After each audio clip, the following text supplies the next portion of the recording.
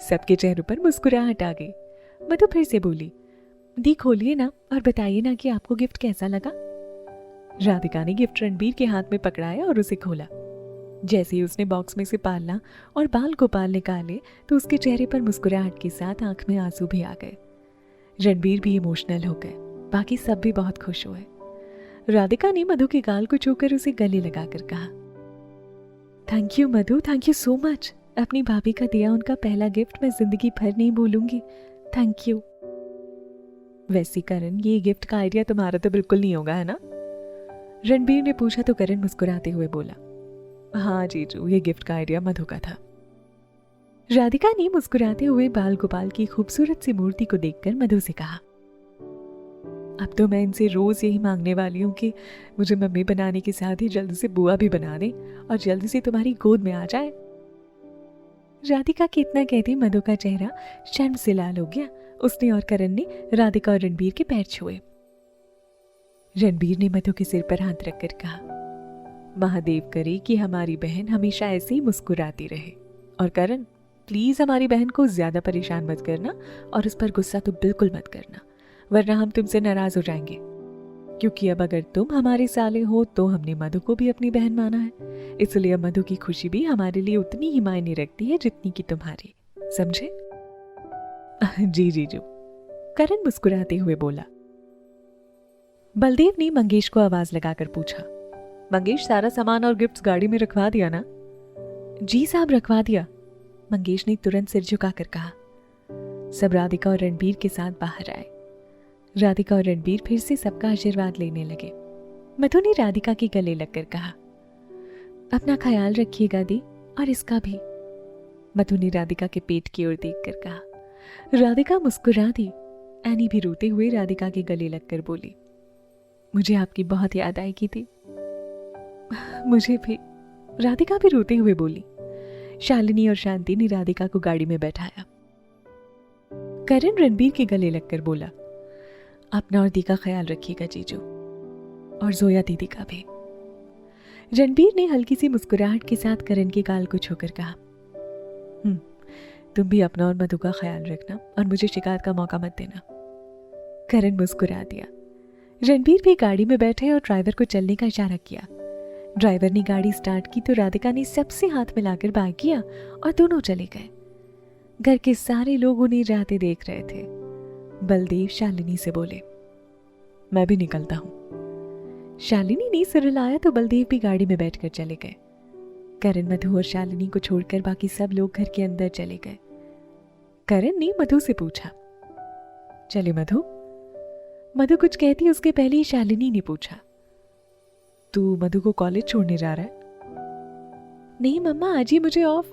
मधु ने इतना कहा था कि करण ने उसका हाथ पकड़कर उसे टोक कर कहा, वो मम्मा, मेरी ट्रेजर आइलैंड में एक क्लाइंट के साथ मीटिंग है तो मधु को भी साथ ले जा रहा हूँ। ये सुनकर शालिनी मुस्कुराते हुए बोली, बहुत अच्छा कर रहे हैं आप, पर सिर्फ मीटिंग में बिजी मत रहना, मेरी बेटी को शॉपिंग भी करवाना।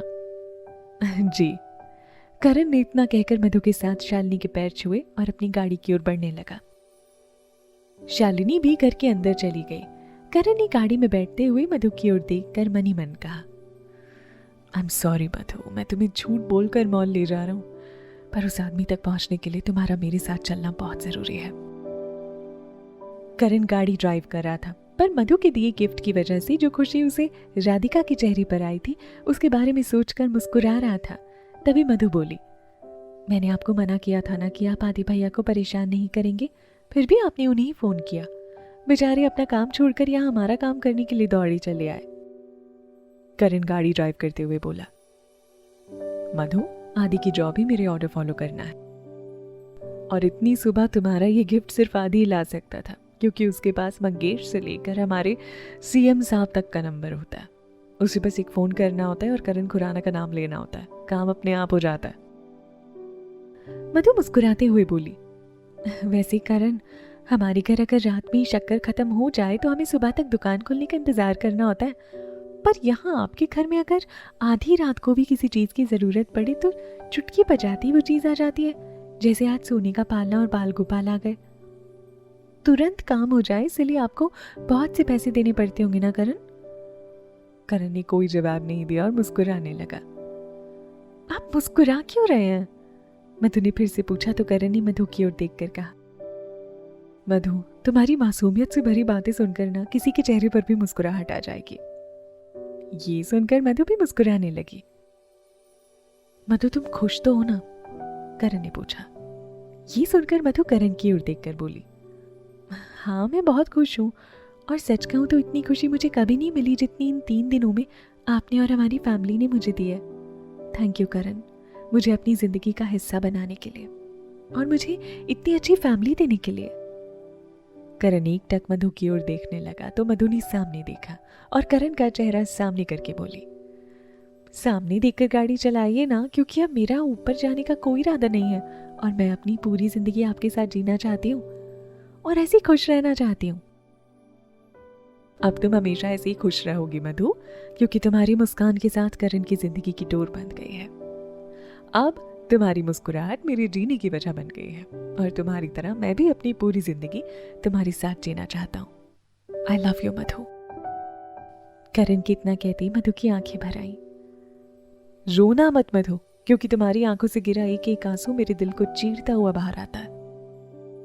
करण ने इमोशनल होकर इतना कहा ही था कि मधु ने जल्दी से अपने आंसू आंखों से गिरने से पहले ही पोंछ लिए और बोली, अब ये सारी इमोशनल बातें छोड़िए और मुझे ये बताइए कि ये जोया कौन है? जोया का नाम सुनते ही करण ने तुरंत अपनी गाड़ी पर ब्रेक लगा दिया और मधु की ओर देखने की उसकी हिम्मत ही नहीं हुई। मधु ने घबराकर करण की बांह पकड़कर पूछा, क्या हुआ करण?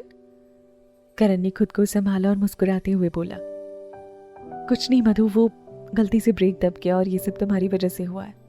मैं चाहता हूँ कि हम दोनों आज सिर्फ हमारी बातें करें और तुम हो कि अपने घर से लेकर खुराना हाउस तक की बातें लेकर बैठ गई हो।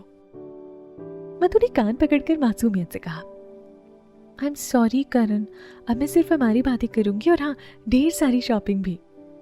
करण मुस्कुराते हुए बोला, तो चलो करो शॉपिंग, वो देखो हम मॉल पहुंच गए हैं। मधु ने तुरंत नजर उठाकर देखा तो वो सच में मॉल की कुछ दूरी थी। करण ने गाड़ी स्टार्ट की और मॉल पहुंचकर बोला, तुम अंदर चलो, मैं गाड़ी पार्क करके आता हूं। इतना कहकर वो फिर से मुस्कुराने लगी और करण के आने का इंतजार करने लगी। इधर करण गाड़ी पार्क करने आया और आदि और पीयूष को देखकर गाड़ी से बाहर आया। उसने पीयूष से कहा, पीयूष तुम मॉल के अंदर जाओ और मधु के आसपास ही रहना, पर ध्यान रहे उसे तुम पर शक ना हो, और वैसे भी वो तुम्हें पहचानती नहीं है इसलिए तुम्हें कोई प्रॉब्लम नहीं होगी। उसके आसपास कोई भी ऐसा इंसान नजर आए जिसे देखकर तुम्हें जरा भी लगे कि ये मधु को कोई नुकसान पहुंचा सकता है तो तुम मुझे तुरंत कॉल करोगे। जी सर। इतना कहकर पीयूष चला गया। उसके जाते ही आदि ने करण से कहा, चलिए सर, हम चलकर कल की सीसीटीवी फुटेज देख लेते हैं, पर सर मधु भाभी को वो फुटेज कैसे दिखाएंगे? उसकी टेंशन तुम मत लो, उसे फुटेज कैसे दिखानी है ये मुझे अच्छे से पता है। करण ने आदि की ओर देखकर कहा,